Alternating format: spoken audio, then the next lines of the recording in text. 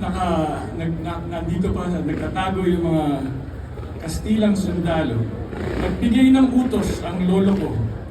Sinabi niya, one day before, sinabi niya, in Tagalog, ang nakita ko yung English translation. So tinagalog ko na lang, gumamit ako ng Google Translate. Sabi niya, sa mga kawal, dapat tratuhin ng maayos ang mga Espanyol.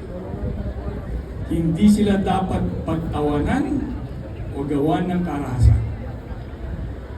Sa halip, dapat nating ipakita ang ating pagmamalasakit sa kanila upang maipakita nating mga Tagalog ang ating kabutihang loob sa kaaway.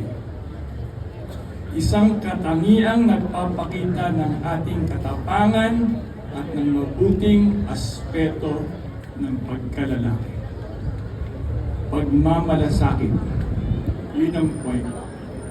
Para sa isang sundalo na lumaban sa Kastila at lumaban sa Amerikano at isa sa mga tumagal bilang revolusyonaryo, lumaki siya sa gera kasama niya yung pamilya niya. Pero bago naggera, ang lolo ko po ay farmer. Nagtatanim, nagtutroso, farmer. Nung sumuko na siya, pagkatapos, bumalik siya sa pag-farming. Ang gusto kong i-point out na ang mandirigma, pagdating nung susuko na, tapos na yung karahasan, tapos na, hindi mo nakalaban yan.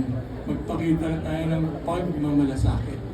Because moving forward, kung gagawa ka ng future, kung magtataha ka ng landas para sa bayan mo, to build, para magbuo, hindi mo na kailangan ng kaaway. Ang kailangan mo, tulong-tulong na tayo. May panahon ng gera, pag tapos na yung gera, hindi mo na kaaway yan. Huwag tatatuhin ng mali. Let us move forward. I think, pag nakita siya, pag nakikita mo, ganang sundalo, may baril, may dagger.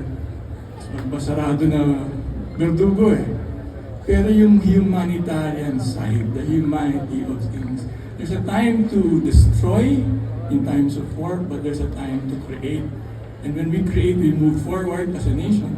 Sorry na English we move forward as a nation, as a people, as a community, to build and forge forward, which is founded on humanity, compassion, pagmamalasakit. I think yun yung gusto kong iwan ng message. Kasi syempre, yung lolo ko, general. Yung pinakamagandang barko ng Pilipinas ngayon, yung FFG 06. Na-order pa tayo ng dalawa, magiging 6. Diba? The main destroying yun battleships yun frigates, missile guided. So he's already, mas kilala siya bilang mandirigma. Pero ayokong dalhin dun sa mandirigma. Gusto kong dalhin sa nation building, compassion, pagmamalasakit.